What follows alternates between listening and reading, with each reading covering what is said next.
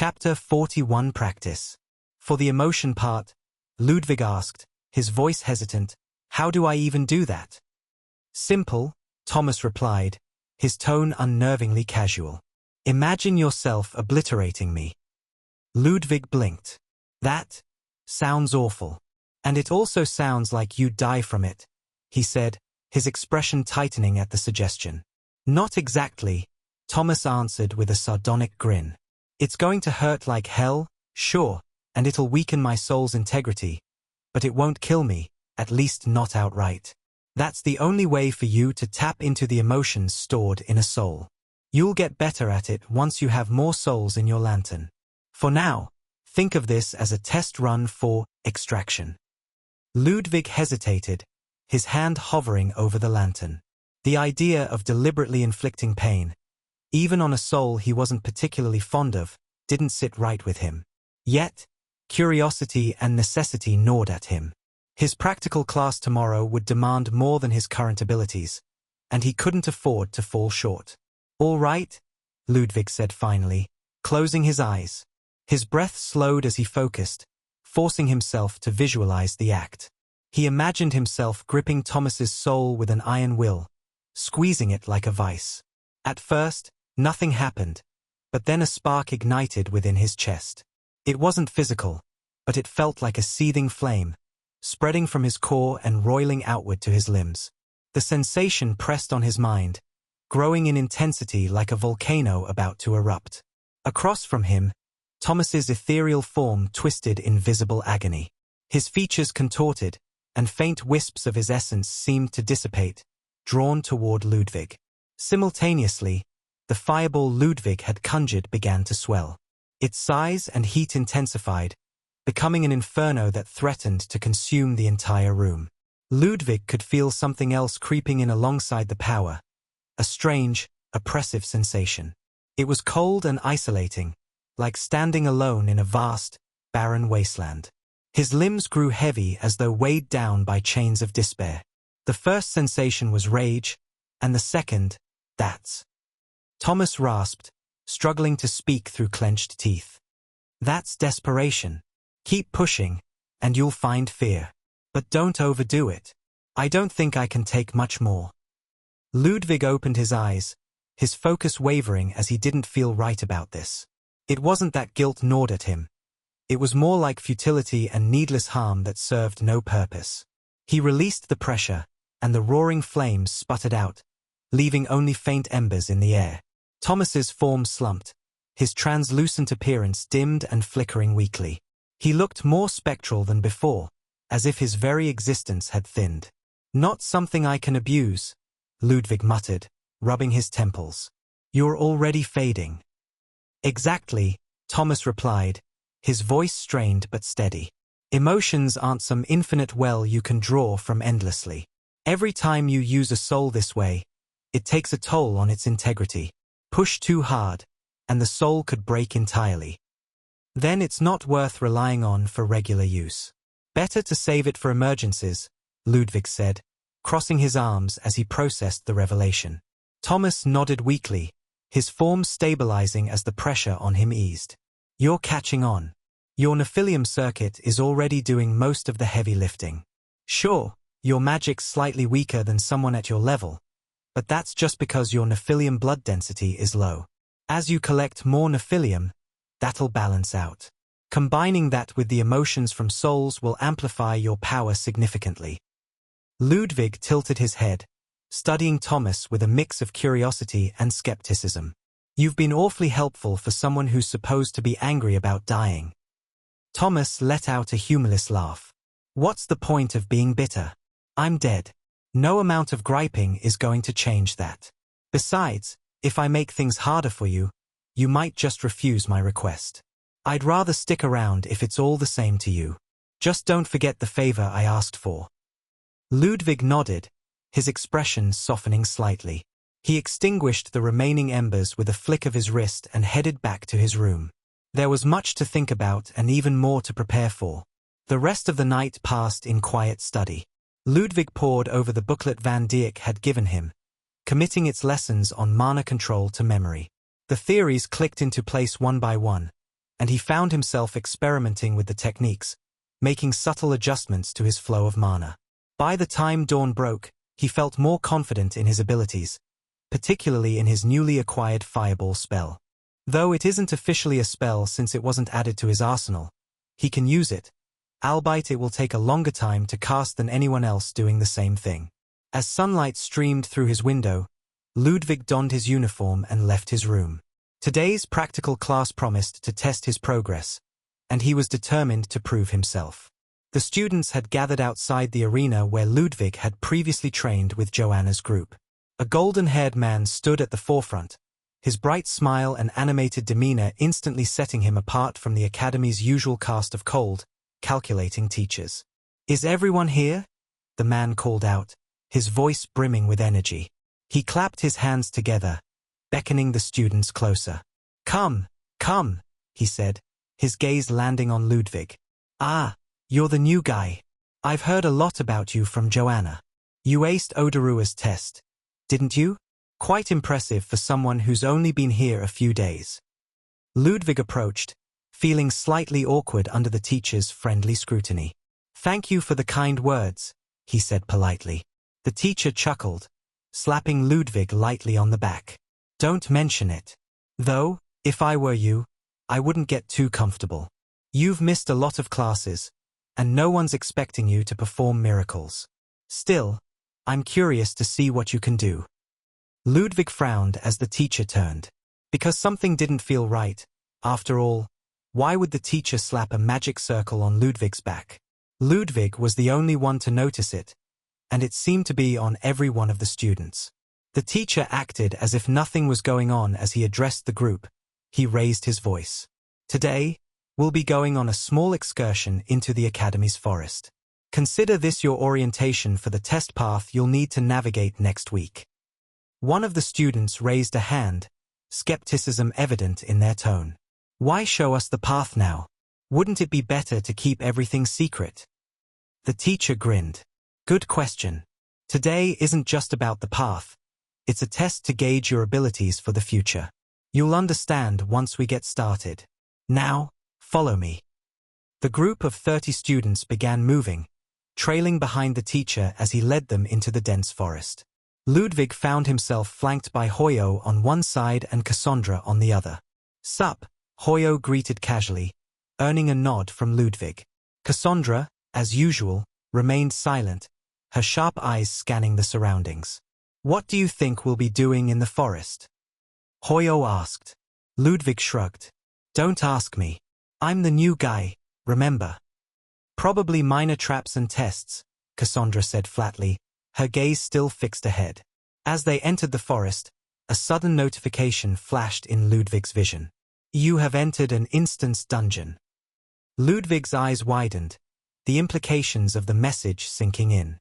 Before he could process it, a commotion erupted at the front of the group. "What's going on?" Hoyo asked, craning his neck.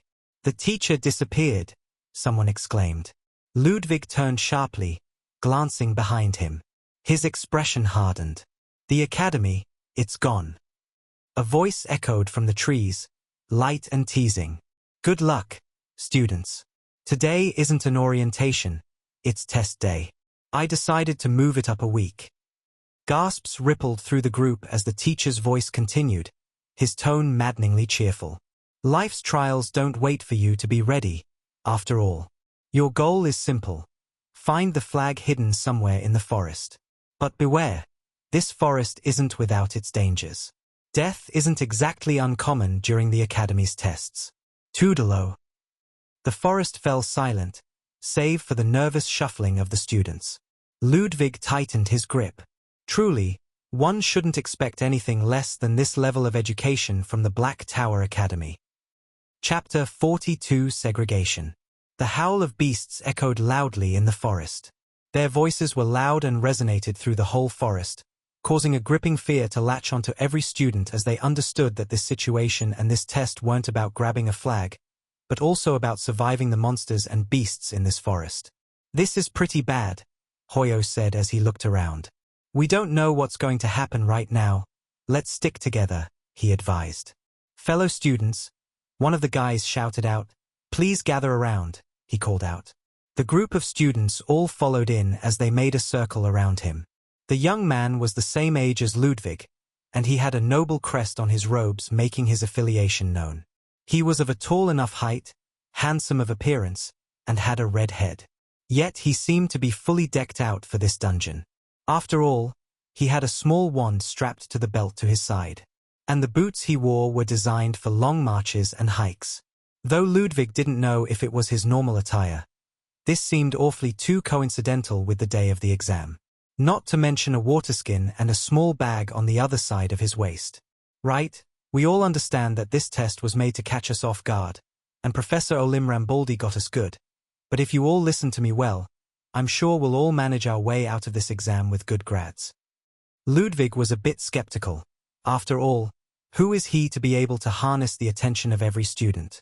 As you all know, I'm Bronze Steel Heart.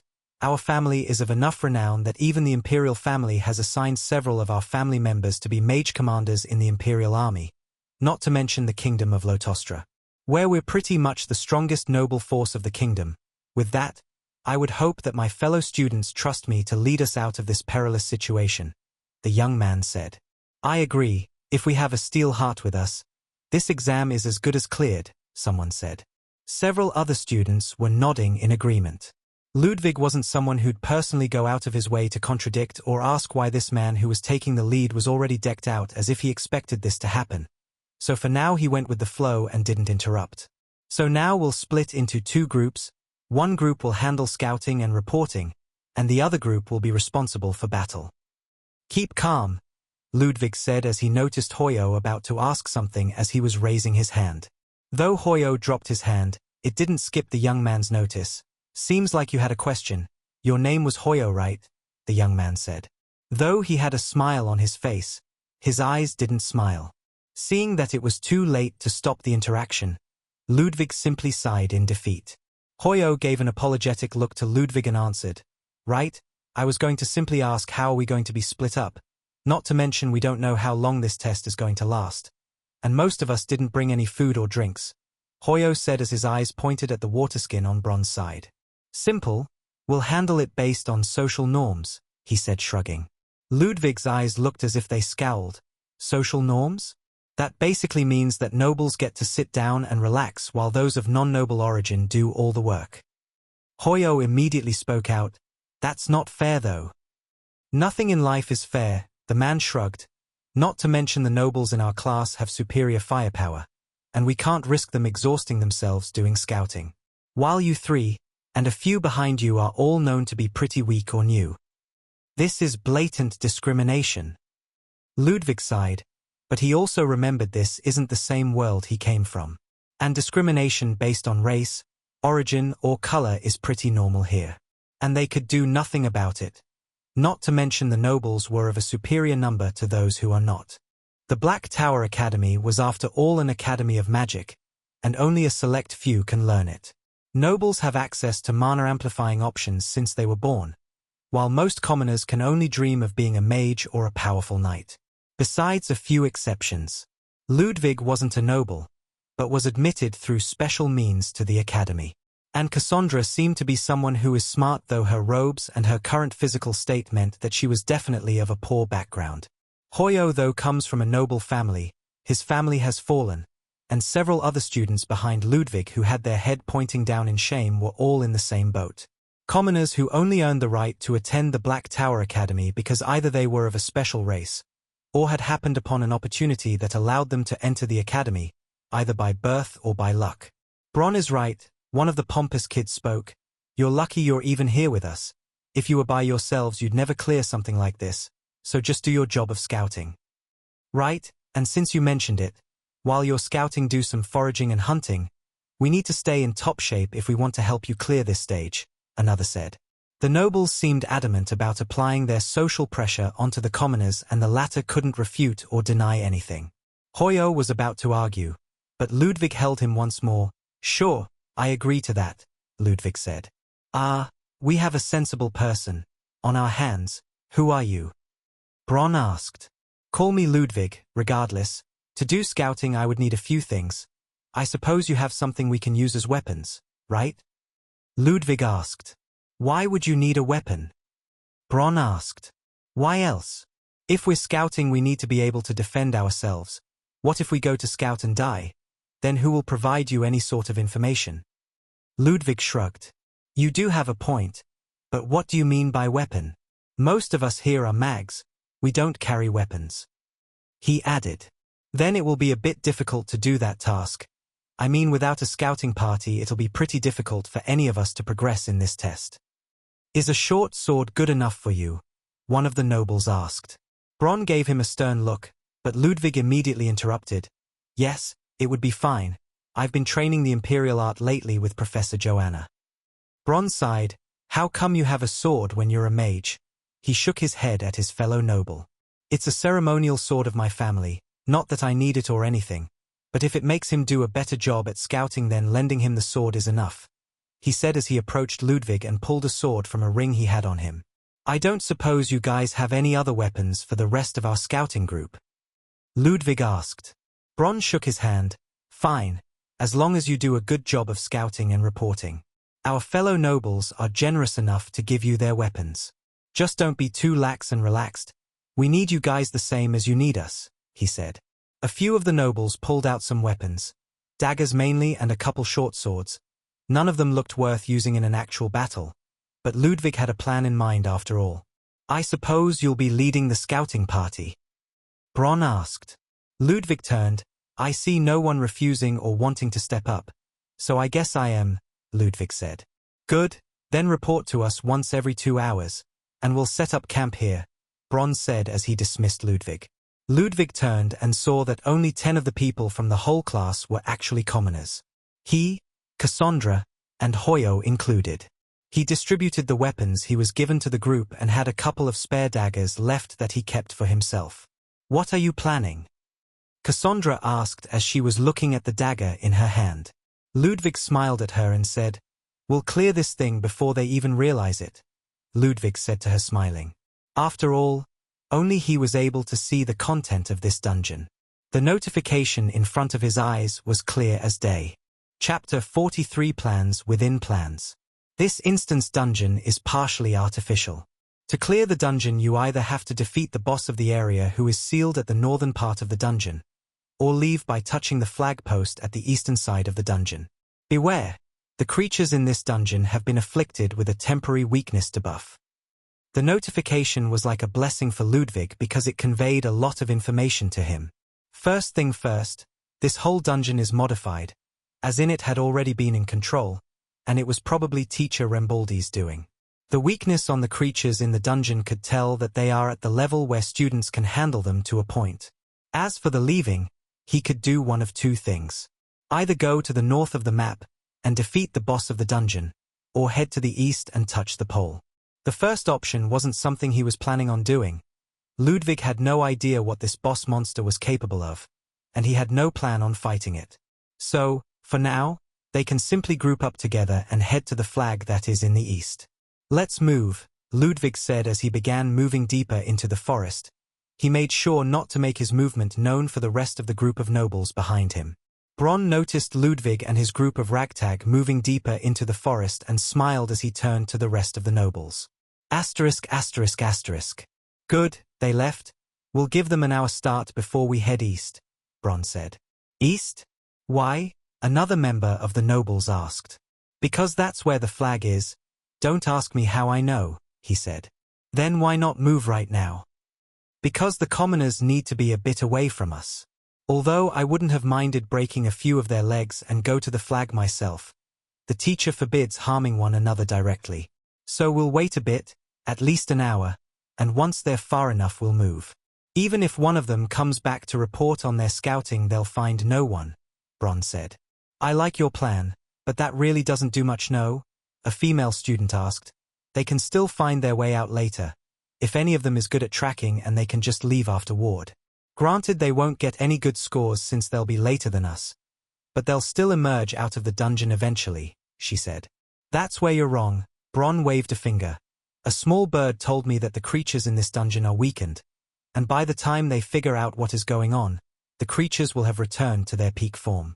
The teachers are forbidden from interfering with the stage, And all we need to do is just leave and make sure no one else leaves after us, Bron said.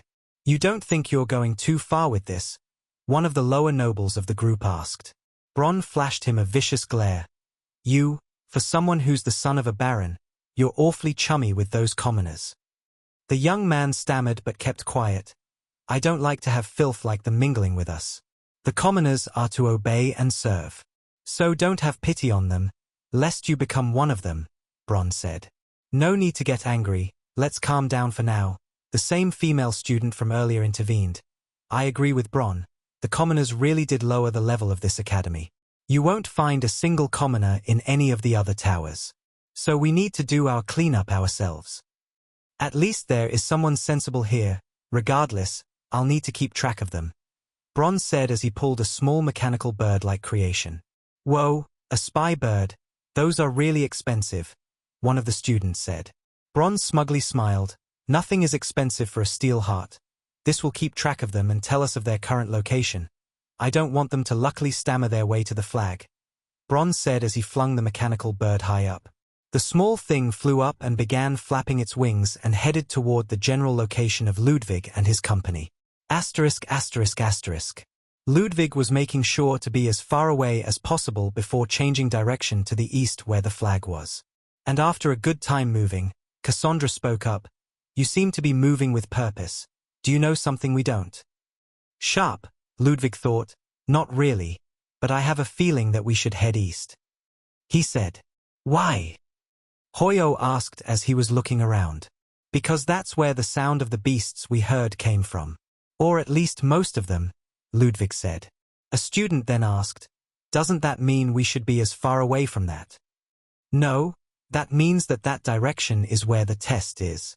Regardless, it's not like we can go anywhere else, Ludwig said as he pointed forward. Looking at where he pointed, a whole new scenery revealed itself to the group of students. They were at the edge of a massive cliff. Heading anywhere but north or east meant falling down to their death. The cliff overlooked a massive sea of clouds that seemed to expand endlessly. I guess we'll just have to go east then, Hoyo said. Not much of a choice we have, Ludwig said as he turned toward the direction of east. Weren't we supposed to be scouting? One of the students said. Ludwig turned to him saying, do you honestly think that they sent us to scout because they needed it? Well, Bron said so. The student replied. And you believed him? Ludwig tilted his head. Why would they even need to scout? They already know where the exit is in the first place, Ludwig said, and that instantly put the whole group on alert. What do you mean they know? That Bron guy, he was awfully ready and geared up for this, so trust me when I tell you, in situations like this they already know well the road they need to. After all, for a noble getting a favor from a teacher isn't that hard, Ludwig shrugged. Your reasoning is somewhat flawed, Cassandra said. How come? Ludwig asked. Why would they ask us to scout if they had the map then? She asked.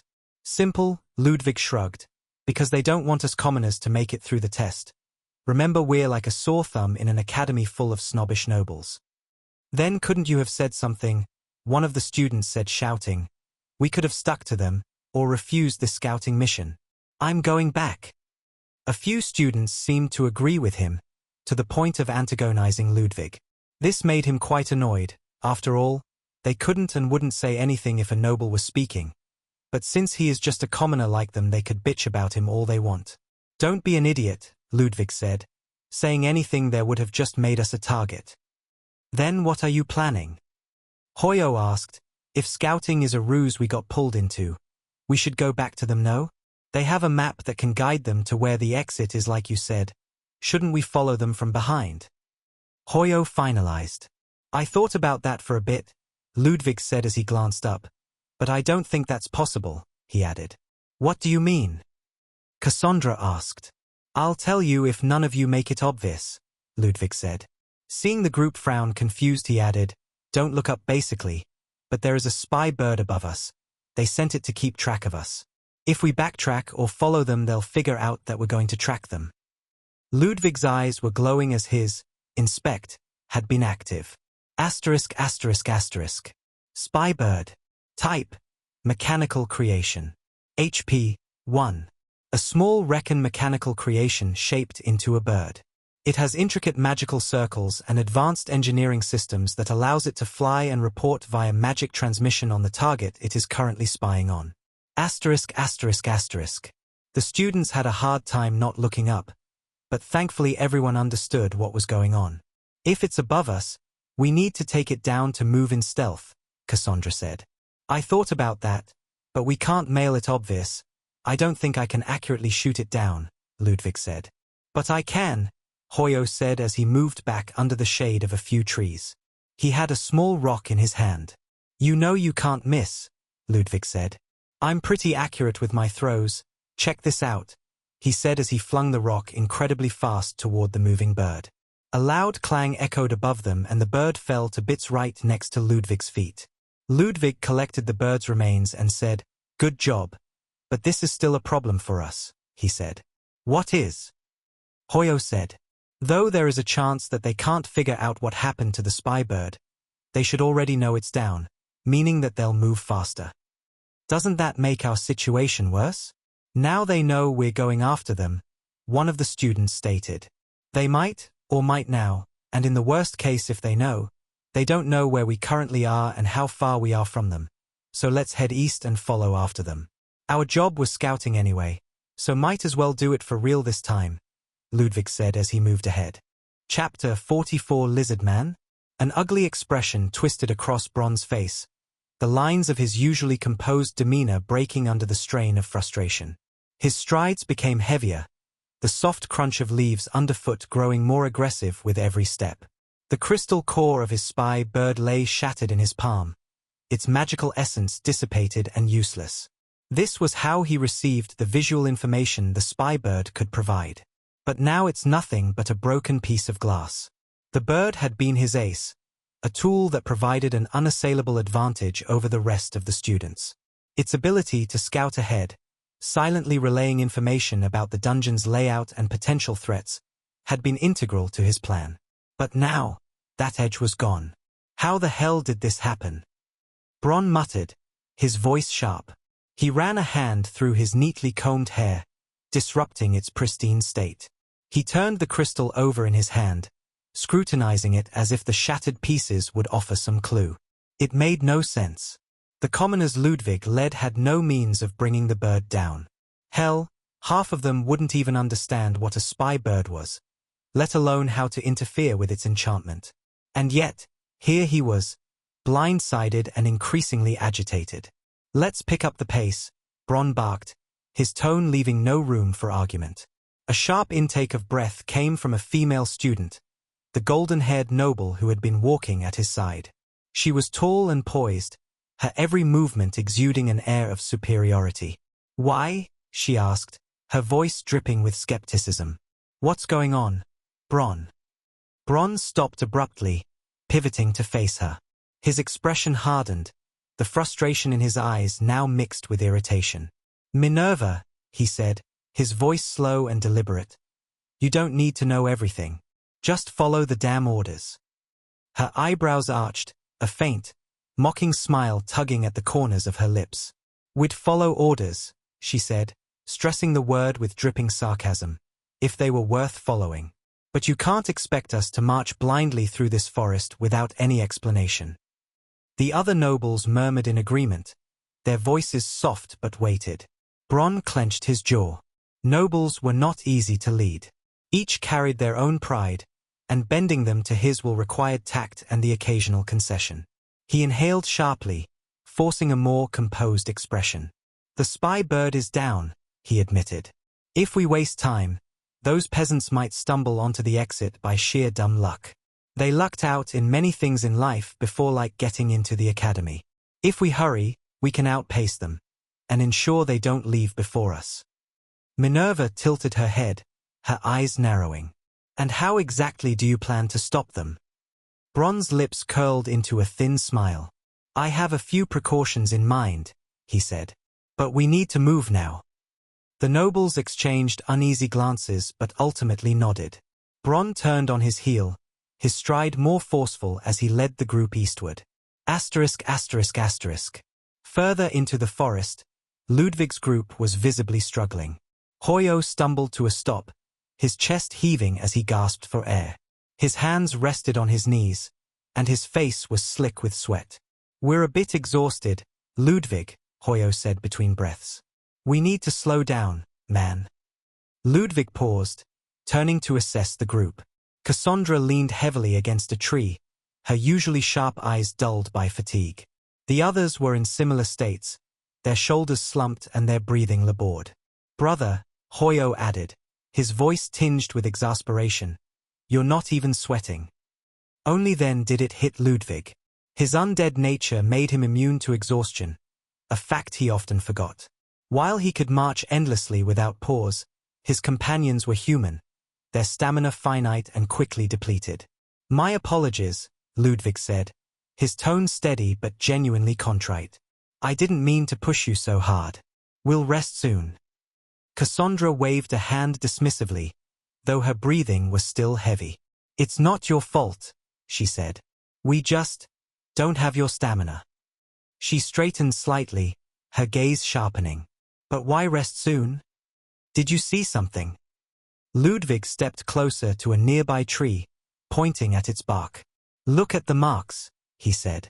The group gathered around, their exhaustion momentarily forgotten. Deep gouges marred the tree's surface, the pale wood beneath stark against the darker bark. "What could have done that?" Hoyo asked, his brow furrowing. "Think it's a wolf," another student suggested hesitantly. Ludwig crouched, his eyes narrowing as he examined the marks more closely. His gaze flickered briefly as he activated Inspect. ******. Old Forest Lizardman Claw Marks. Lizardmen are creatures that live in colonies. They have a matriarchal society and are the dominant species in this half-artificial dungeon. *****.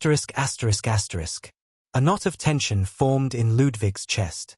The notification confirmed his worst suspicion. "It's worse than a wolf," he said, rising to his feet. "What do you mean?" Cassandra asked, her voice laced with unease. "Lizardmen," Ludwig replied flatly. The word sent a ripple of shock through the group. Cassandra's face turned pale, and several others exchanged panicked glances. "Lizardmen," Cassandra repeated, her voice rising. "We can't fight those things. They'll tear us apart." Her words hit the group like a physical blow. Nervous whispers broke out, the fear in their voices unmistakable. Ludwig grimaced when she mentioned the last part.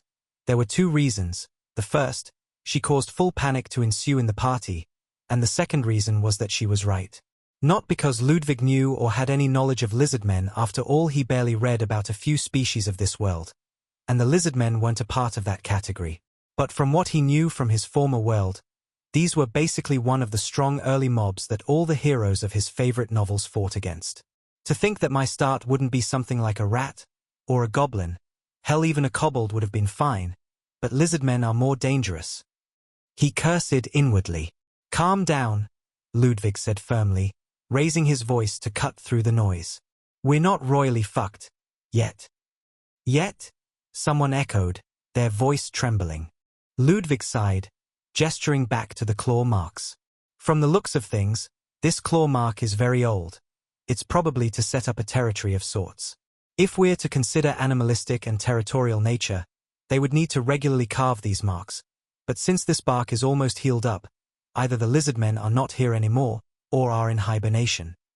"That's just a hypothesis," Cassandra countered, crossing her arms. "It's the best I've got," Ludwig shot back. "And unless you have a better idea, we need to keep moving." He motioned for Cassandra a word, he muttered. She followed him as they stepped away from the group. "What is it?" she asked, irritation flashing in her eyes. Ludwig rubbed the bridge of his nose. "Are you autistic?" he asked. "Autistic? What is that?" she asked. "I'm not trying to insult you, or anything, but my guess about the situation is as good as yours. You speaking your mind every time causes nothing but anxiety. Sometimes it's good to keep quiet even if you know stuff beforehand. I get that you're smart, but you need to know when to hold back. Blurting out every thought isn't helping, it's scaring them." Cassandra bristled. "I wasn't trying to scare anyone. I just thought." I know, I brought you here to keep this between us. Remember, we're all in the same boat, and they, Ludwig hinted with his head, don't know what to do. I didn't take the role of a leader because I wanted to, but if I didn't we'd all probably meet a grim end here. The least I could ask of you is to support me until we're out of this situation. So please, if you figure something out, you can simply tell me in private. Can we agree on that? She hesitated, then nodded reluctantly. Fine. But if things go south, then you're free to speak up, Ludwig assured her. Just don't undermine me unless it's absolutely necessary. Deal. Deal, she muttered, glancing back at the group. You're more charismatic than I thought. Maybe this leadership thing suits you. With that, she rejoined the others, leaving Ludwig to exhale slowly. He drew his ceremonial sword, its dull edge offering little comfort. Lizardmen were supposed to have tough, scaly hides, and some even wielded weapons. We'll rest here for now, Ludwig announced. Then we'll keep moving east. Stay sharp. I don't think resting is an option anymore, Hoyo said, his voice trembling. Ludwig turned, his eyes widening at the sight before him. It loomed over them, an imposing figure at 4 meters tall, easily doubling the height of an average man. Its broad, muscular frame seemed carved from stone, each movement radiating a quiet, lethal power. Blue scales covered its body, catching what little light filtered through the canopy and glinting like polished armor. The rough texture of its hide hinted at years of survival and countless battles. A crude loincloth hung low around its waist, the only semblance of modesty, though its intimidating presence left no room for frivolous details. A necklace of jagged fangs hung around its thick neck, each tooth worn and weathered, likely taken from prey or rivals. Adornments of bone and claw wrapped around its forearms, marking it as more than just a beast, a creature with purpose and ritual. Its grip tightened around a massive spear, almost as long as the creature itself. The dark wood of the shaft looked heavy and reinforced, while the sharp tip gleamed faintly, clearly designed for a single purpose, to kill. Behind it, a thick tail shifted slowly, its deliberate sway showing restraint like a coiled spring waiting for the right moment to unleash its power.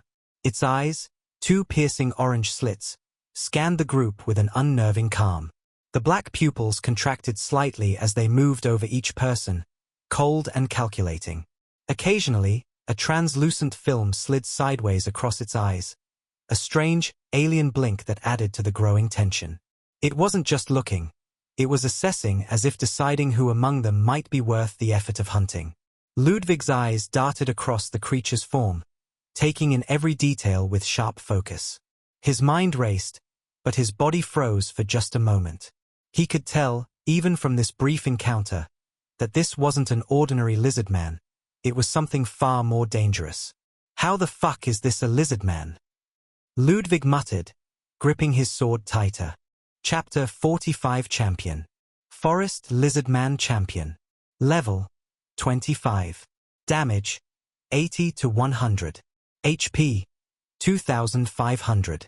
Tier Rare. Status effects.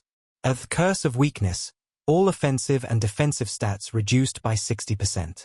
Of Daylight, lower visibility in daylight, but a slight increase in reaction speed. Skills. Passive, Thermal Vision, detects all heat sources and differentiates them from the environment. Passive, Stomach half full, becomes stronger the hungrier it is. Fullness leads to sluggishness.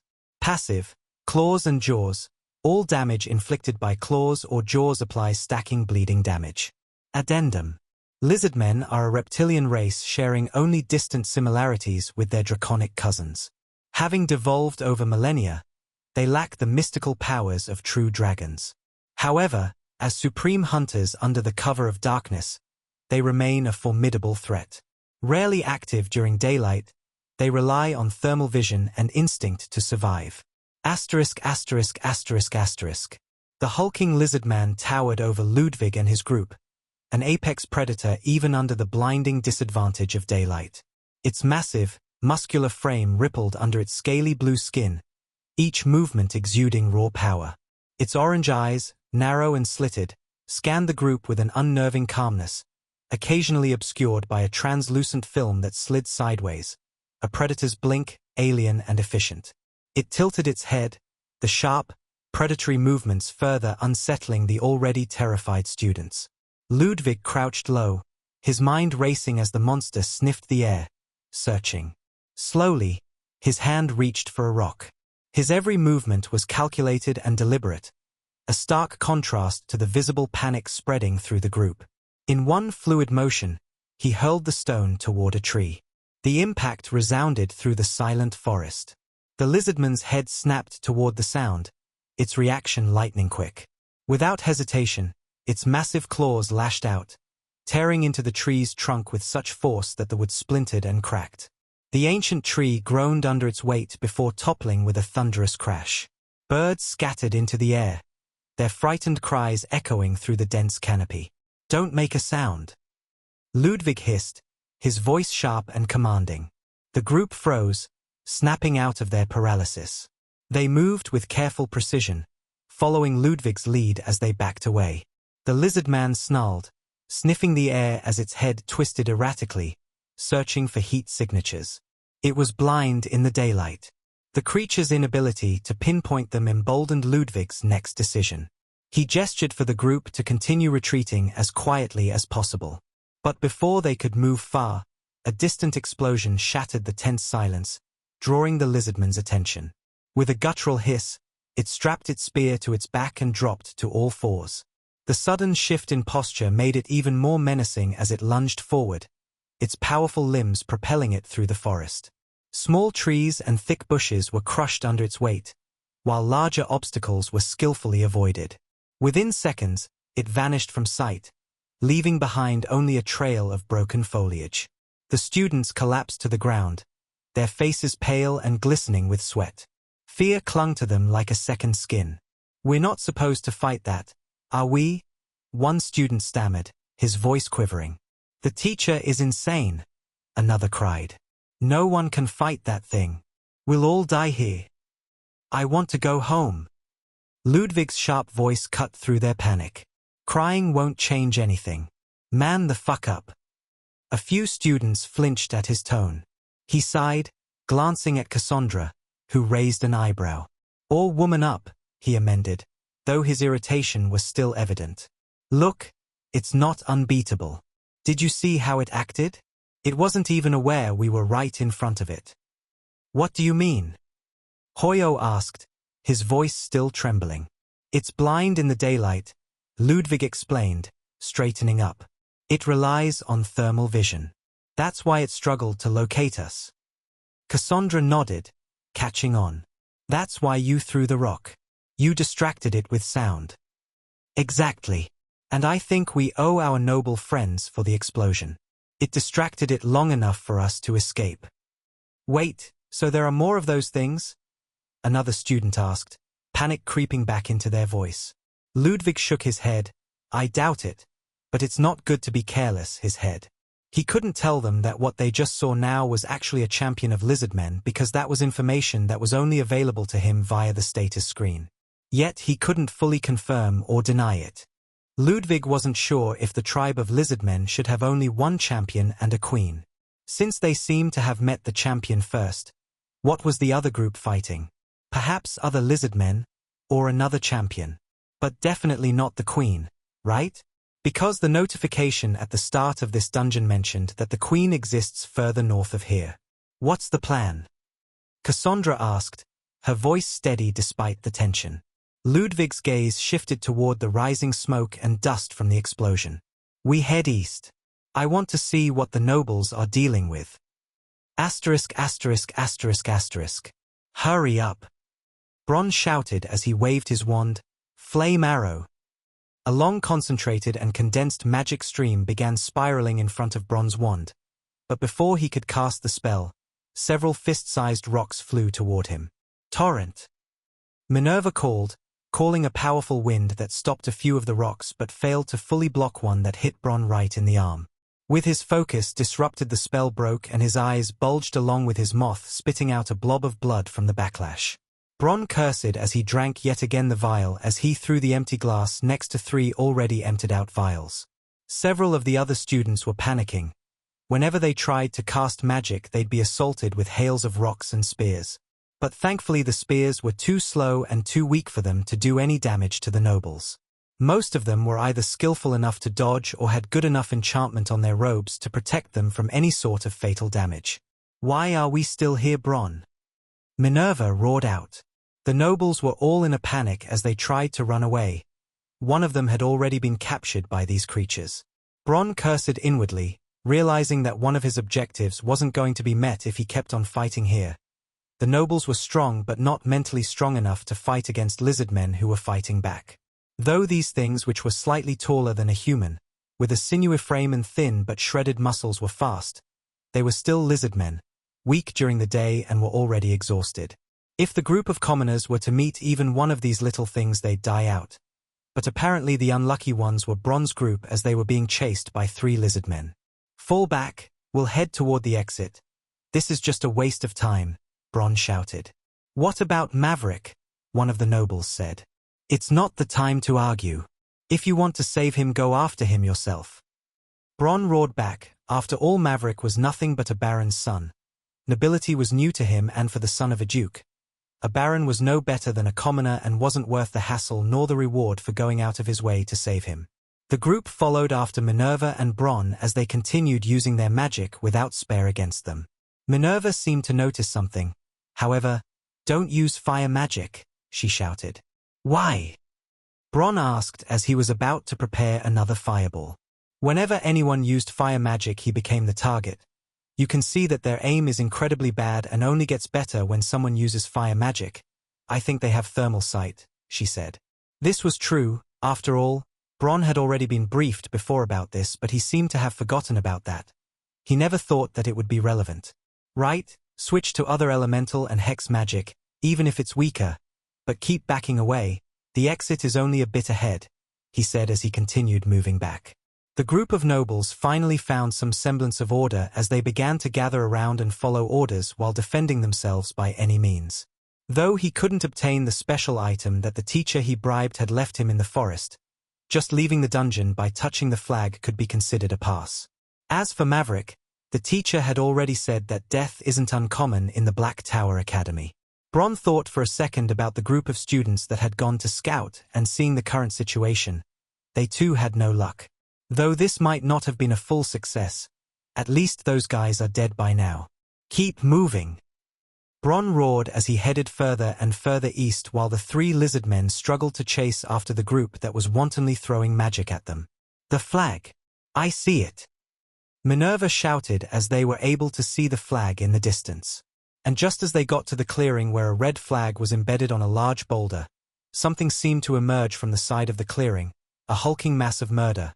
A lizard man that was at least twice the size of the ones that were chasing after them, and it simply bulldozed its way toward the group, crushing the flag in its wake as it lunged at Bronn with a mouth open so wide it could swallow him in one bite. Chapter 46 First Blood. Ludwig glanced back at the group trudging behind him.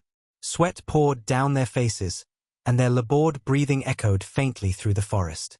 He had deliberately slowed his pace, yet the gap between him and the others continued to grow. "I'm really trying my best to slow down, guys," Ludwig said, exhaling sharply. Despite his best efforts, his natural stride and stamina carried him ahead effortlessly. Hoyo, lagging at the rear, bent forward with his hands on his knees, gasping for breath. "How about?" he started, his words clipped by panting, "You go on ahead of us." "I don't think that's wise," Cassandra interjected, her voice calm but firm. Her sharp eyes scanned the dense forest as they moved. "We're better off staying together. Besides," she trailed off, pointing toward the forest floor ahead. "Look over there. I think we're close to the others." The group's collective attention turned to the area she indicated. The ground was a tapestry of destruction. Trees scorched and splintered, patches of earth torn apart, and a broken spear lying abandoned amidst claw marks in the dirt. The air here felt heavier, laced with a faint metallic tang that suggested blood had recently soaked the ground. "They had a fight here," muttered one of the students, a hint of fear creeping into their tone. "Looks like they fought that big guy we saw earlier." Ludwig crouched near the broken spear, examining its design and size. He shook his head. I doubt it. The spear's too short for that behemoth we saw before. And look at this footprint.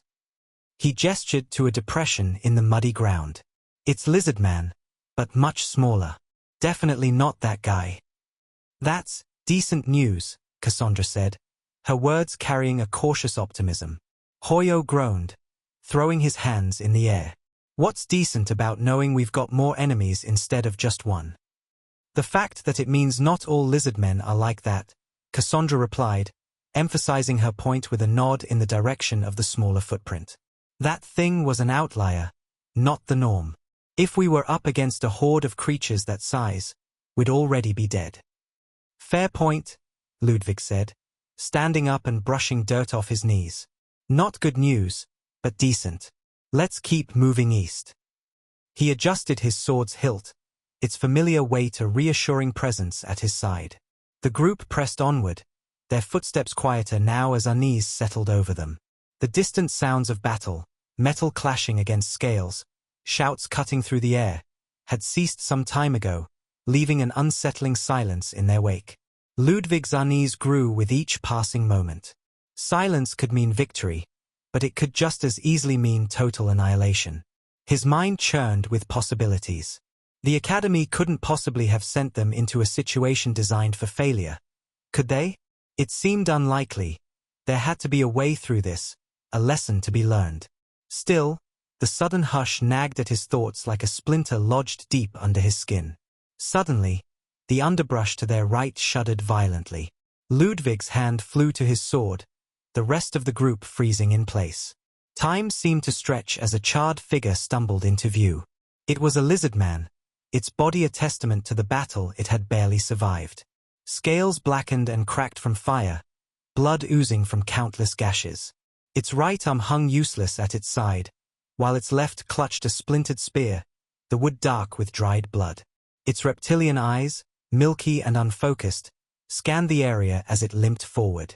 Ludwig raised his hand in a sharp motion, signaling the group to stay silent. His eyes locked on the creature as he calculated its next move. It hadn't noticed them yet, its gait slow and uneven as it pushed through the foliage. Then, predictably, someone in the group screamed. The sound shattered the stillness like glass, and the lizardman's head snapped toward the group. A guttural hiss tore from its throat as it hurled its spear toward the source of the noise. Shit! Ludwig cursed under his breath, his body reacting faster than his mind. The short sword in his hand blurred as he swung it in an arc. The blade met the spear mid-flight with a metallic clang, splintering it into two harmless pieces that clattered to the ground. The lizardman roared, its injured frame lurching forward with surprising speed. It charged toward the screaming student, oblivious to Ludwig, who had already shifted into its path. Barely days of training flooded Ludwig's mind. He tightened his grip on the short sword, assessing the situation with cold precision. The imperial style, with its heavy, sweeping strikes, was useless here. His current weapon lacked the weight and reach to execute its techniques effectively. But Ludwig had learned adaptability. He adjusted his stance, drawing from the style's foundation and modifying it to fit his circumstances. The second half of the forceful stomp flashed through his memory, a forward thrust, precise and devastating. The lizardman closed the gap in a heartbeat, but Ludwig was faster. His blade plunged forward, piercing its chest with a sickening crunch. Critical. You have slain a lizardman. You gained one wayward soul. Blood sprayed across Ludwig's face, the warmth and metallic smell triggering a visceral reaction deep within him. He staggered slightly, his mind reeling even as his body moved on instinct. He wrenched the blade free, and the lizardman crumpled to the ground in a lifeless heap. Ludwig turned to face the group, his expression hard. This was a lucky kill, he said, his voice sharp and biting. Next time, keep quiet. If you can't manage that, stay here. I won't let your incompetence get us all killed. The student who had screamed looked away, shame painting their face crimson. No one else spoke. The tension in the air was suffocating.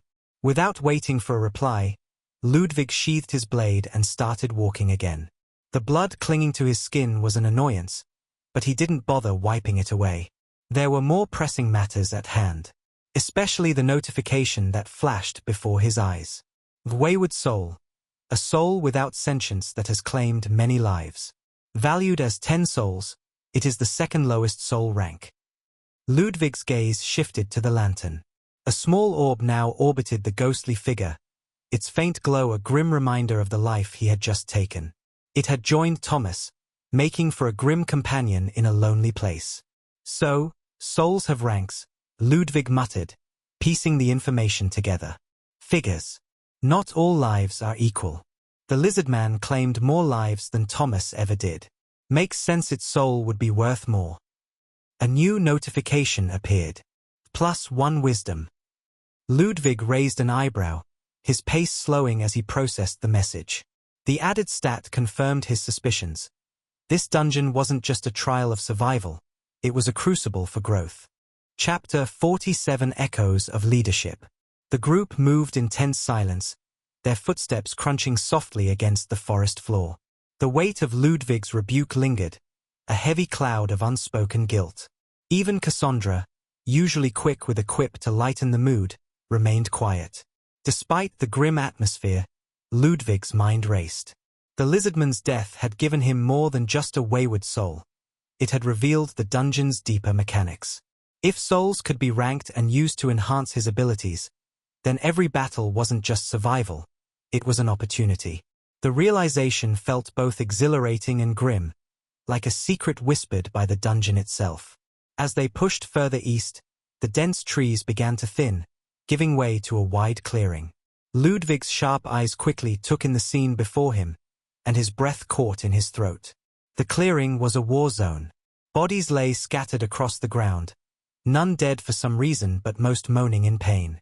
Blood soaked the dirt in dark patches, didn't look like it was human, at least mostly, and the air was thick with the iron tang of spilled life. Several lizardman corpses, their twisted forms sprawled in grotesque angles, were mingled among the injured students. Broken spears and shattered shields littered the area like discarded debris. In the center of the carnage stood the remains of a flagpole, the banner once mounted there now tattered and stained. It lay crumpled on the ground, a stark reminder of their predicament. The flag, an emblem of safety and escape, was no longer flying. A noblewoman knelt near one of the injured students, her hands glowing with a soft green light as she channeled healing magic into his wounds. Her face was pale, her hair plastered to her forehead with sweat.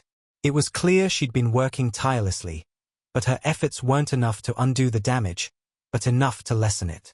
Look who finally decided to show up, a familiar voice sneered.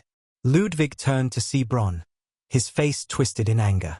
He was leaning against a tree trunk for support, his torn clothing exposing bruises and gashes across his body. A makeshift blooded bandana covered his forehead. What happened? Ludwig asked, his voice calm despite the rising tension. What happened? Bronn repeated, his words dripping with sarcasm. While you were off playing scout, this happened. We were out here fighting for our lives while you strolled around doing nothing. Ludwig's group bristled at the accusation, but Ludwig held up a hand to silence them. His eyes narrowed as he surveyed the scene, his mind working through the pieces. I don't know what you're so mad about, Cassandra said, stepping forward with a defiant glare. We were doing exactly what we were supposed to, scouting. If you got yourselves into this mess, that's on you. This mess? Bronn snapped, pushing off the tree and staggering toward them. You think this is just a mess? We were ambushed. While you were out wandering around, we were out here, bleeding and dying. Ludwig's patience thinned as he took a step forward, his expression unreadable. We scouted ahead, like we agreed, he said evenly. But it looks like you didn't hold up your end of the deal. You left the position we agreed on. Why? Bronn faltered, his mouth opening and closing like a fish gasping for air. You rushed ahead, Ludwig continued, his voice hardening. You made a scene. You attracted every lizard man in the area. And now, you're blaming us for your stupidity. You little. Bronn snarled, his hand flying to his wand. Ludwig didn't flinch. He took another step forward, his voice lowering into a cold, steely tone. What are you going to do, Bron? Attack me? Then what? You'll be down one more ally. But go ahead. Prove to everyone here how good of a leader you are. You couldn't protect anyone even with your superior firepower. Bron froze, his hand trembling as he gripped the wand. Enough! A noblewoman with golden hair shouted, her voice cutting through the tension. She stepped between the two of them, her expression exasperated. We don't have time for this. The flag is down, that thing is still out there, and it is not alone. Ludwig turned to her, his gaze steady. And what's your plan? He said mockingly. She hesitated, glancing around at the injured students. We wait, she said finally. The teachers will come. They have to. Do they? Ludwig asked, tilting his head. What if this is part of the test? What if they want us to figure it out on our own? You think they'll swoop in and save us because we're hurt? Think again. This is the Black Tower Academy. You're not here to be coddled. You're here to survive. Ludwig did a quick head count. Also, 2 of you guys are missing, and I don't see their bodies. I can give a rough guess, either dead or kidnapped. Both should require the attention of a teacher or the intervention of. None happened though, he said to female student. But there should be another way out. We don't have a way out. Bron shouted, his voice cracking under the weight of his frustration. The flag is the only way, and it's down. What would a commoner like you know about any of this? Ludwig's eyes narrowed, his voice dropping to a dangerous calm.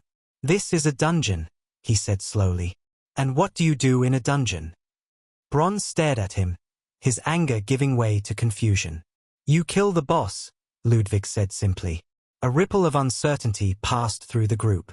That's insane, Bron muttered, shaking his head. You didn't see it. That thing is unkillable. If it weren't for an artifact I had, we'd all be dead. You don't know what it's capable of. I know enough, after all. We met it before you, and look at my group. They're all safe and sound, Ludwig countered. It's blind during the day. It tracks by sound. You brought it here with your noise. If you'd stayed quiet, it wouldn't have found you. Bron opened his mouth, then closed it again, the truth of Ludwig's words cutting deeper than any blade. And what's your plan now? Ludwig continued, his voice unwavering. Sit here and wait for rescue? Hope the lizard men don't find you before the sun sets?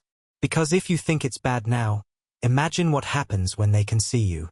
They're cold-blooded reptilians, they're blind as a bat during the day, but at night, they'll have better vision than any of us. The sun hung low in the sky, its light casting long shadows across the clearing. Ludwig's words settled heavily over the group, the implications too grim to ignore. Cassandra placed a hand on Ludwig's shoulder, her touch grounding him. What are you going to do? She asked softly. Ludwig glanced at her, then at the rest of the group. What I always do, he said with a shrug. I'll find a way out. He turned and started walking toward the edge of the clearing. Where are you going? Hoyo called after him. To clear this dungeon, Ludwig said without looking back. With or without your help. Chapter 48A Daring Plan. The notification was clear in front of Ludwig. Would you like to use one, wayward soul? Yes. You have obtained 10 souls. Which stats would you like to increase? Use 9 souls to increase strength. Your strength has been increased by 8 points. You have reached 30 in strength. You need to use 2 souls per each level up from now on. Would you like to use X2, piece of a wayward soul, to increase your strength to 31?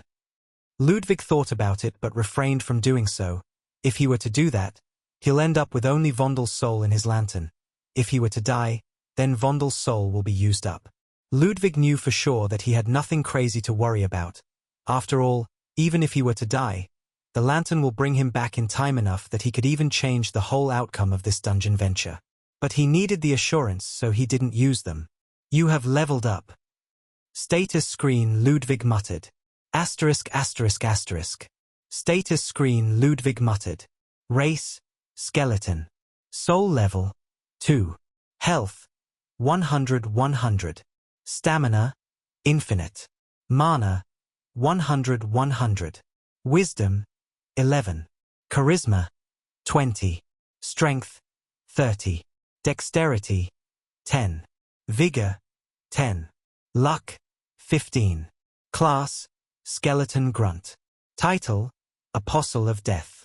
Skills, Trace, basic undead summon sigil. Passives, basic swordsmanship, undead resolve, blessed body. Overt genius, increased proficiency in all sorts of masteries. Asterisk. Ludwig tightened the grip on his hand and felt that he had become somewhat stronger. He thought the growth was negligible, but it was an improvement anyways.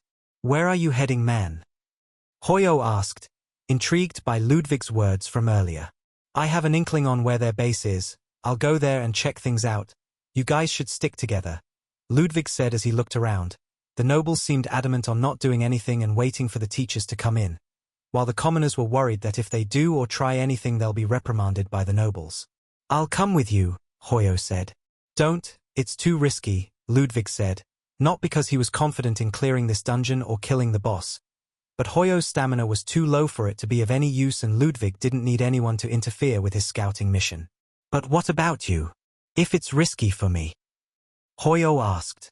I can defend myself, Ludwig said as he showed the glint of the sword under his robes. You clearly can't, you're too slow, and have shitty stamina.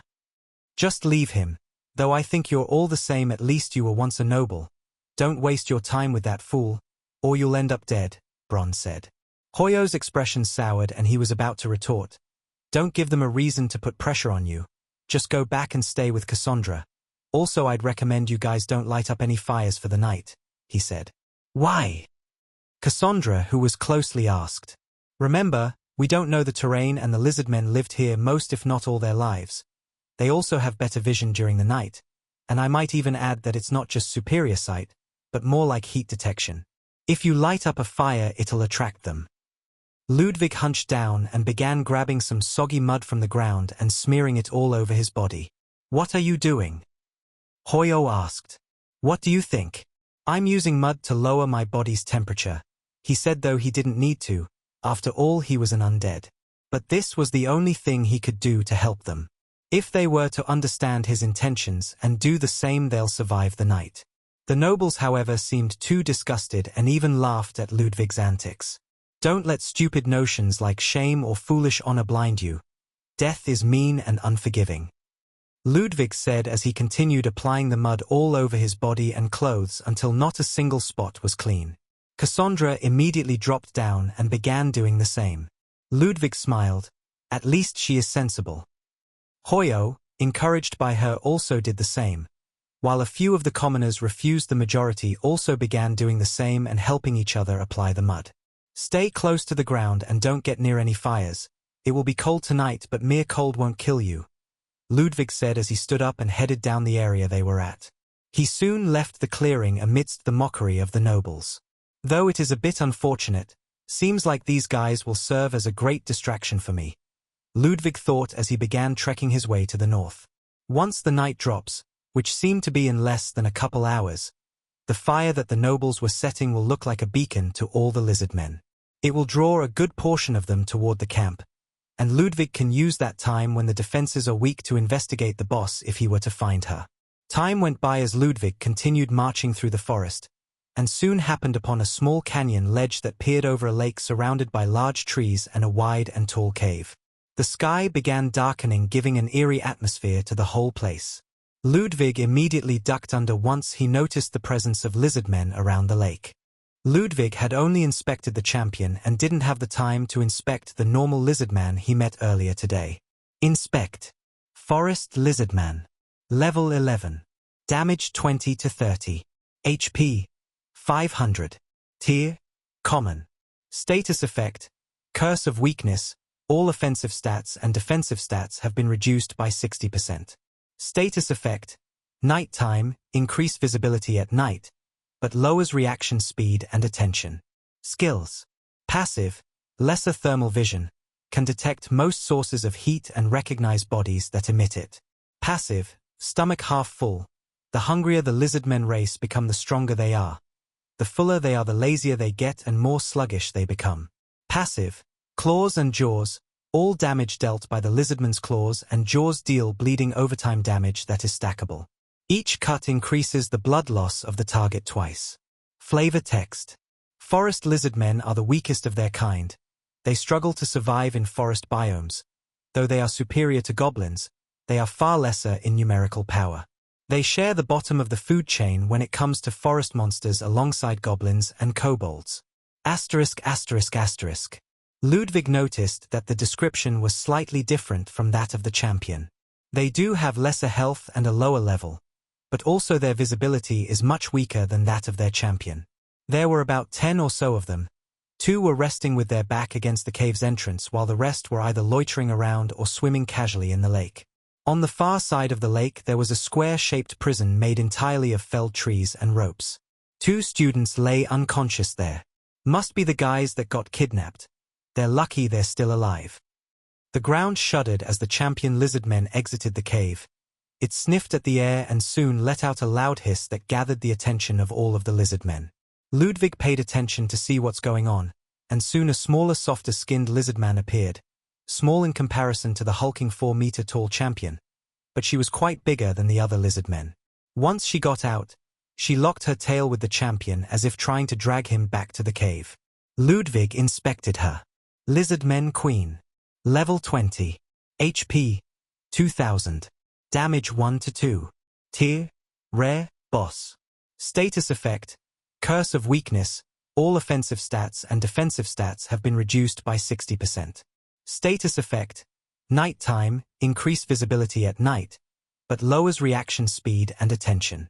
Status effect. Thin heat. The queen is ready for mating, but requires a greater source of food to create powerful offspring. Status effect. Pacifist. The queen is completely vulnerable to attacks and usually hides behind her kin. Skill. Cry for help.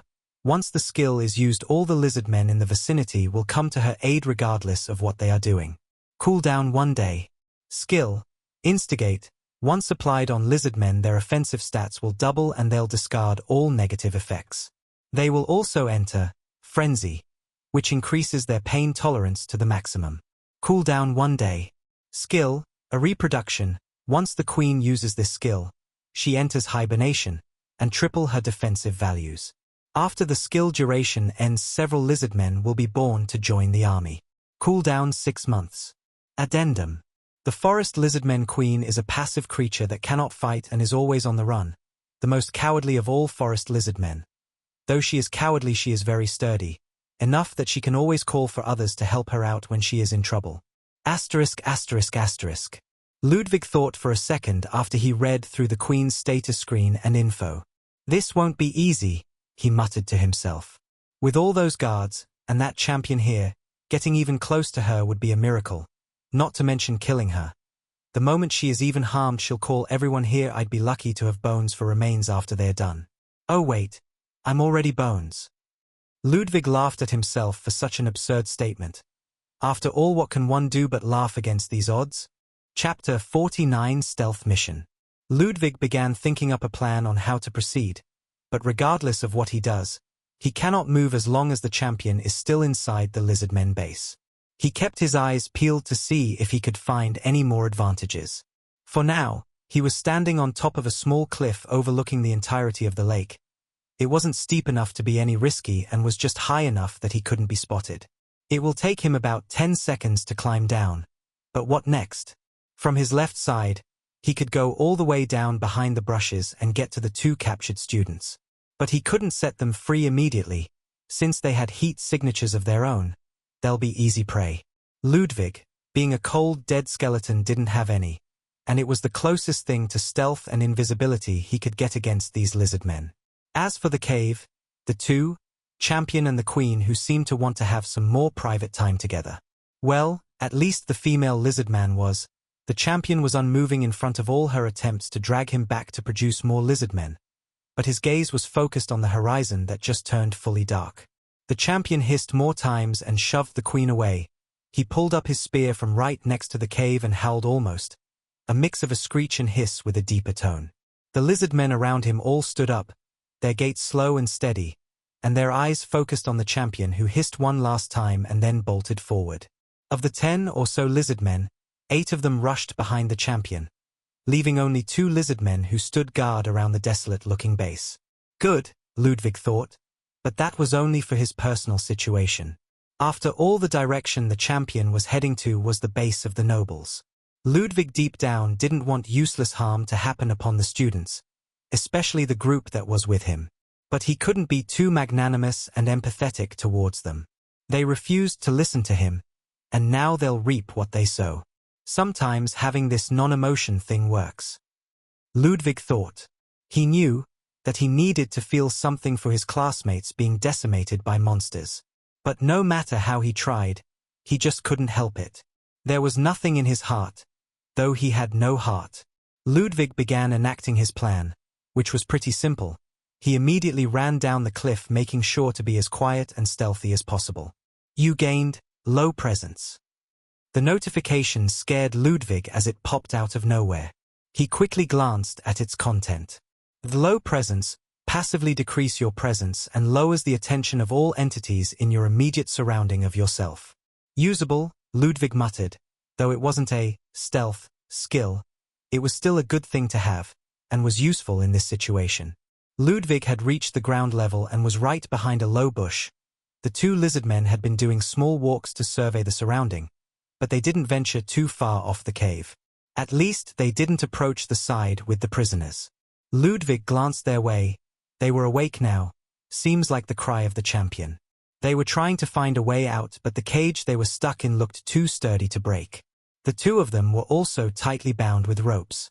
Ludwig approached the cave stealthily, making sure to keep his eyes peeled for all and any dumb cliché twigs and crusty tree leaves that create too much noise. Once he reached the cage, "Hey!" The 2 students were startled, but they didn't cry out or anything. "What are you doing here?" one of them asked. She was a short-haired girl, who looked to be about the same age as Ludwig. She had a gash on her thigh that was covered with some makeshift bandages. The other person was a frail-looking noble who seemed too terrified to speak. "You're the scout guy. Also, what's up with that mud all over you?" she said.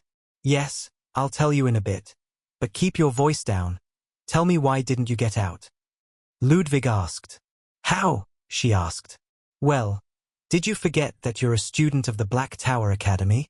You could have set this cage on fire." "Yeah, we tried that, and this is the reward." She pointed at her thigh. "They hate fire," she said. "More like it makes them blind because it's bright."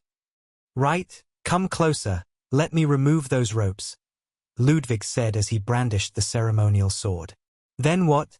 The cage is too tough to break. It'll make too much noise," she said. "These logs are also bound by rope. All you need to do is cut it," Ludwig said as he separated the ropes by slicing through them with the sword. "Listen," Ludwig said as he pushed one of the logs, making the cage to the side and leaving a small opening that they could crouch under and leave. "The lizard men are basically blind unless you have a heat signature. So you see that bunch of mud there from the lake waters," Ludwig said as he pointed at a soggy-looking patch of dirt near the cage. "Cover yourselves in it, and don't give me that I'm a noble, I can't do that. Or talk about stupid dignity and shit. You'll die if you don't do it," Ludwig explained. "No point in crying about honor if all is left is bones. You heard him, Tommy. We'll use the mud, get dirty," the girl said. "What about you?" she asked. "Me? Oh, I'll go check on the boss and see what's up. You guys need to lay low for the moment. Once you leave the cage, the lizard men will go on a frenzy trying to find you," Ludwig advised. "You're using us as bait," the frail-looking noble said. He wasn't completely wrong. "You rather stay here then?" The boy stuttered but couldn't find a reply. "Be a good lad and go after you camouflage yourself a bit." Ludwig peered over to the cave. The next part of this plan is going to be difficult. Chapter 50 on edge. The 2 lizard men were thankfully not bothering with looking after the prisoners. This gave them enough time to finish smearing themselves in mud and soon extract themselves from the cage. "I need you to do me a favor though," Ludwig said before the 2 left. "What is it?" the girl said. "I need you to make a small commotion after you escape. Nothing too big that it will draw the other guys over. But just enough for these 2 to go and check it out," Ludwig said. "I told you. This commoner is trying to use us as bait." Tommy's face twisted into a sneer. Ludwig's expression darkened. The ungrateful bastard was grating on his nerves. Just moments ago, Tommy had been a trembling wreck, desperately clinging to hope, and now he had the audacity to sneer and call Ludwig a commoner, as if he weren't the very reason Tommy was alive. For a fleeting moment, Ludwig considered grabbing Tommy by his collar and throwing him back into the cage. Let him see how long his noble blood could fend off a hungry lizard man. But Ludwig dismissed the thought. There wasn't time for petty revenge. Not yet, at least. Shut up, the girl said. Ludwig, was it? She said. I don't know about the commotion, but I have a slow-burning spell I can use. It'll blow up after half an hour. I'm currently injured, so I can't run fast or far. You're going to have to wait a bit for your opportunity, she said. Good enough for me. Also, what's your name? I never got to hear it, Ludwig said. Talia Moore, she said. Nice to meet you. Now please, go on ahead, I'll be waiting, Ludwig said. The two crept into the shadows, their muddy forms blending with the surroundings. Ludwig watched them go, his fists clenching as Tommy skulked ahead without so much as offering Talia a hand to steady her injured leg. Fucking waste of air, Ludwig muttered under his breath, shaking his head before turning back to the lizard men. He couldn't fully rely on the two to cause enough commotion, though it would be helpful. He knew well that if they take too long, the champion would probably come back earlier than expected. Of Ludwig's personal abilities and skills, he didn't have much to work with. He took another glance at all of his abilities and muttered, I didn't think it'll come down to this. Glancing down at the dirt beneath his feet, Ludwig felt the reckless idea form in his mind. It was dangerous, untested, and could just as easily backfire as succeed. But it was his only option. This is such a bad idea, he confirmed to himself. But I don't see another way. Though I have no idea what might come out of this, he muttered, but I hope it's enough to cause issues. Rise, Ludwig said as he placed his palm on the ground. The mana in his body dipped down to almost nothing, and a massive sigil painted itself on the ground, spreading like black ink on paper. Maleficent and horrid, the mana gathered and poured out into the ground. Your mana level is critically low. You might fall unconscious. Since you are an undead, you cannot fall unconscious. You lack the understanding to summon a loyal undead. Your luck stat plays a role in easing the process of the summoning. Your affiliation with Deus Necros further eases the process of the summoning. You have called forth Lizardman Zombie. Warning, your current wisdom and charisma are too low to control Lizardman Zombie. He will consider you an enemy once he sees you. Ludwig was completely stupefied by what just happened. This was just a small attempt to see if he can create enough commotion, though he couldn't use his mana for anything else, since he couldn't use the fireball spell as it will instantly reveal his position. His only thought was to try and use the undead summoning sigil, and apparently he succeeded in creating an undead. A clawed, rotting hand burst through the soil, followed by a grotesque body that clawed its way into existence. The creature was a sick parody of its former self, its flesh sloughing off in patches to reveal decaying muscle and broken bones. Red pinpricks of light burned in its empty eye sockets as it groaned and stumbled forward, which mixed frighteningly well with the atmosphere. He backed away from the creature that began groaning as it finalized its manifestation and pulled the attention of the two lizard men with it. Ludwig wanted to inspect it, but he feared that it would pull the zombies aggro, as many people have already felt the use of inspect on them. And honestly, it would serve him no use. This is nothing but a pile of rotten flesh and bones. All it would ever amount to was to act as a meat shield for the incoming lizard men. The two lizard men rushed the zombie and Ludwig took the chance to go around the area, using the low presence passive he got earlier to pull through without being noticed. The sound of battle wasn't too high, and the lizard men only hissed at the zombie and poked it around. The latter looked too slow and too confused to do anything, enough that Ludwig gave up on it. It'll die soon, I guess, but it bought me enough time, he said as he moved inside the cave. He didn't know if there could still be more lizard men inside, but seeing that no one came out of the cave besides the lizard men queen and the champion earlier, he braved the dangers and walked in. The cave was dark, but not enough to hamper an undead sight. Ludwig's vision was perfectly clear during both night and day, and he could see the inside of the cave with ease. There was nothing worthy of note inside. The air inside was damp and heavy, carrying a faint metallic tang that set Ludwig on edge. Old bones and piles of hay littered the ground, the remnants of previous meals and crude bedding. Ornaments fashioned from teeth and claws hung from the walls, crude trophies that glinted faintly in the dim light. There was a slow and constant sound of breathing coming in from deeper in the cave. It seems that the queen wasn't the least bit worried, or maybe didn't even notice the skirmish happening outside. After all, she probably lived her entire life unworried about anything, as the entire tribe protected and sheltered her. Ludwig approached the deeper part of the cave slowly, and just as he reached the end of the cave, a notification popped up in front of him. You gained 1 wayward soul. He. Ludwig frowned. How did that come to happen? He has yet to do anything. Then it hit him. Did the zombie, that slow, awkward thing, manage to kill a lizard man? Ludwig didn't have the luxury of going out and inspecting things outside. He brandished his weapon and continued on with his approach. And once he saw the queen lying on the ground, he began enacting his plan. He already had an idea of what to do, and now with one lizard man gone, it should be easier. He removed his leather belt and slowly approached the sleeping queen. Once he was close enough to the latter, he jumped on the back of her neck. The sleeping queen immediately jerked her head up, and was about to scream, but Ludwig had the belt ready and instantly hooked it around her mouth and tightened it. The queen panicked and tried to use her skills, but since her mouth was closed, she couldn't cry for help. And since there were no lizard men nearby, she couldn't use instigate.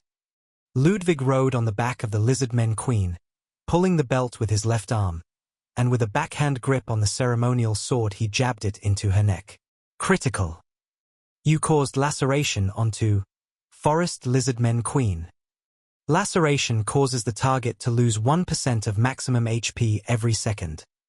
The queen desperately tried to claw the leather belt away, but the moment her hand went toward it, Ludwig would yank the belt, causing her arms to miss, and then send another stabbing hand onto her body. Sadly, the laceration effect only applied once. But he still did damage. Ludwig used all of his strength to hold on to the back of the queen, stabbing as fast and as forcefully as he could. Blood sprayed all over him and across the cave, as he continued to swing down his blade. More and more, and as much as he could, desperately clinging to the queen with his bony thighs. The queen, finding herself unable to get free, hurled her body toward the nearest wall. In his panic, Ludwig unlocked his legs and flung his body forward, but didn't let go of the belt. The queen slammed her back into the wall, meeting nothing but rocks, and the falling Ludwig, who still held the belt in his hand, yanked her back to the ground. The queen's snout was then pinned as Ludwig stammered up and stomped it down with his foot. Using all 30 points of his strength value, he stabbed once more, this time into one of her eyes, ripping it in the process. Ludwig continued stabbing at the queen. He knew he wasn't doing any real damage. The sword itself seemed to chip and crack with every swing of his sword. If she could scream, she would be causing an uproar. All she could do was suffer in silence as her remaining eye was watering both blood and tears from the agony. A notification appeared in front of Ludwig. You have obtained 1 wayward soul. Seeing that the queen was still breathing and mostly alive gave Ludwig a small shock. After all, that could only mean that the zombie had killed the second lizard man. Only then did Ludwig regret not inspecting that zombie. After all, it could have had some interesting perks. And if it killed 2 lizard men, then it's strong enough to be an issue once Ludwig leaves the cave. However, he was more worried about finishing this job. Once the queen dies, who is the boss of this dungeon? They should be able to leave the area. Suddenly, a loud crash sound echoed outside the cave. Enough that the cave itself vibrated a bit, causing pebbles and some dust to fall. Ludwig had no idea what could cause such an impact, but a notification soon appeared in front of him to explain. Your summoned, lizard man zombie, has perished. I guess it died, Ludwig thought. Ludwig's eyes shined blue as he inspected the queen's health bar. Asterisk asterisk asterisk. Lizard men queen. Level 20. HP 220, 2000. Damage 1 to 2. Tier, rare, boss. Status ailments, laceration, bleeding, blind, curse of weakness, pacifist, in heat. Asterisk asterisk asterisk. Seeing the queen on her last breath, and her health bar almost reaching 0, he went for the final few swings, only for the ground to shake once more. With his hand raised up, foot on the queen's snout, and his body fully covered in blood, he turned to see the champion standing tall at the entrance of the cave.